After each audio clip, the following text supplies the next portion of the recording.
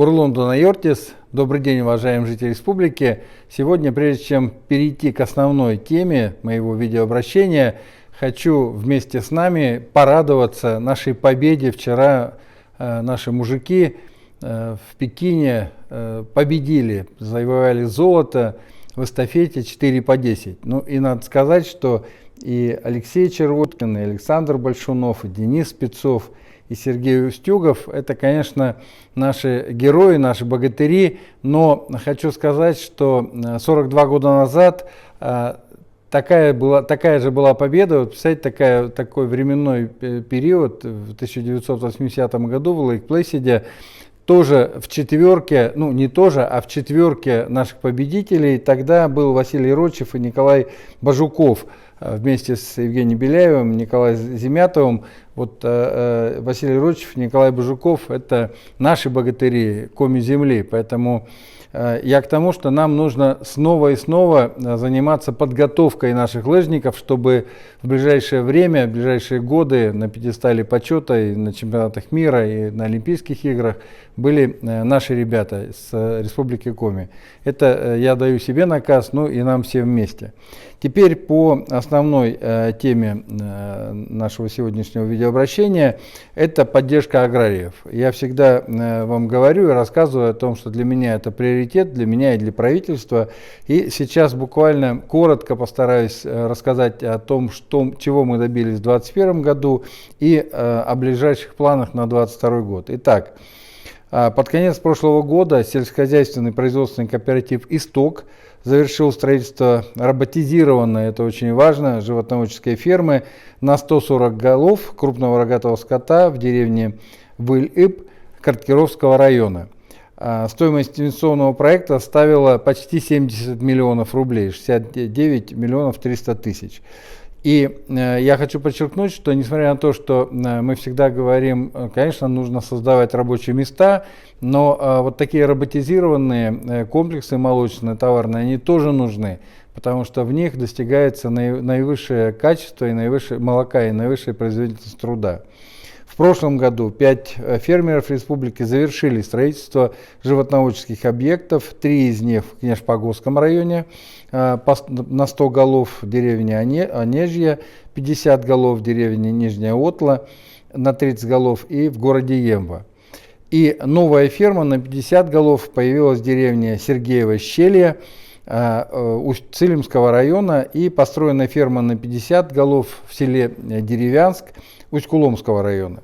В этом году грантовая поддержка малых форм сельхозхозяйств продолжается. Мы ожидаем открытия 5 семейных ферм, 2 из них появятся в Усть-Куломском районе, в поселке Тимшер и в селе Мыелдино. Ну и также построят ферму в селе Хабариха, Усть-Цилимского района.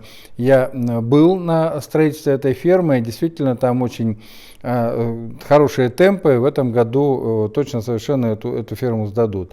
И телятник с убойным цехом в селе Кунип Сыцлевского района и ферму в деревне Ласта Ижемского района. Власти я тоже был, тоже смотрел строительство этой фермы.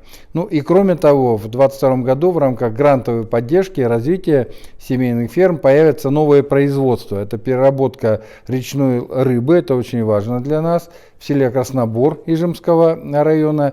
По изготовлению сыров в поселке Поляна Сосногорского района. Ну и здесь я жду приглашения от сосногорцев, чтобы посетить эту сыроварню, потому что вообще сыр очень полезный продукт. И, конечно, чем больше будет наших отечественных сыров, тем лучше будет и для нас, ну, поскольку мы патриоты республики, и для нас очень важно, чтобы и сыры мы делали сами, а не возили их из Италии. Ну и по производству мясомолочной продукции в городе Вуктыл. Ну вот отмечу, что появление, конечно же, новых сельскохозяйственных объектов – важное событие всегда на селе, потому что и я всегда говорю, что нам нужны новые рабочие места, ну и потом это в общий вклад в обеспечение продовольственной программы Республики Коми, да и страны. Потому что наши молочные продукты самые лучшие, самые качественные и самые натуральные. Поэтому ешьте и пейте только наше молоко и только наши молочные продукты. Теперь по эпидобстановке. За сутки мы опять дали очередной пик. На самом деле пик у нас был в воскресенье, 2616 случаев вновь заболевших. Сегодня за сутки 2427, вроде как небольшое снижение, но на самом деле мы так пока и не можем выйти вот на плато, поэтому занимаемся тем, чтобы как можно все-таки быстрее пройти вот эти пики и выйти на плато.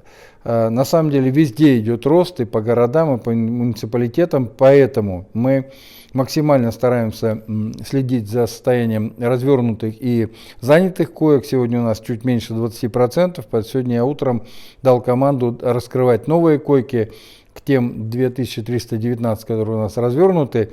Нам нужно еще койки, потому что уже занято 1952, то есть меньше 20% резерв. Завтра доложу вам об этом. И по вакцинированным. Вакцинированных у нас 417 636 человек. Достаточно немало, но и немного. Надо усиливать темпы вакцинации. Ревакцинированных 80 448 человек. И остаток вакцины очень большой, более 127 тысяч доз. Поэтому прошу всех, кто еще не вакцинировался, прийти и вакцинироваться. На сегодняшний день это вся информация, уважаемые жители республики. Система здравоохранения в самой тяжелой ситуации, поэтому, конечно же, прошу максимально не контактировать с больными. Как только появились симптомы заболевания, оставаться дома и дальше по алгоритму, который уже неоднократно я говорил, и Минздрав везде на своих ресурсах разместил, действовать четко по алгоритму. Тем самым мы, снижая уровень контагиозности, будем снижать уровень заболеваемости. На этом у меня все. Всем самого доброго. Будьте здоровы. До следующей встречи.